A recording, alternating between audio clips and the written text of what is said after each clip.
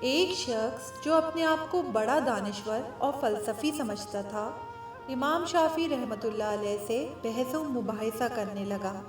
کہنے لگا، امام صاحب، اگر شیطان کو اللہ تعالیٰ نے آگ سے پیدا کیا ہے تو پھر جب اسے آگ میں ڈالیں گے تو اسے کیسے تکلیف ہوگی، جبکہ اس کا خمیر ہی آگ سے بنا ہے؟ امام شافعی مسکرائے، زمین کی طرف دیکھا، وہاں ایک خشک مٹی کا ڈھیلا نظر آیا۔ وہ ڈھیلا اٹھا کر اس شخص کو دے مارا۔ اس شخص کے چہرے پر غیظ و غضب کی علامات ظاہر ہوئیں۔ امام شافعی رحمۃ اللہ علیہ نے نہایت اطمینان اور پیار سے کہا، لگتا ہے تمہیں میرے ڈھیلا مارنے سے تکلیف ہوئی ہے۔ اس نے غصے سے کہا، ہاں، کیوں نہیں، آپ نے مجھے تکلیف دی ہے۔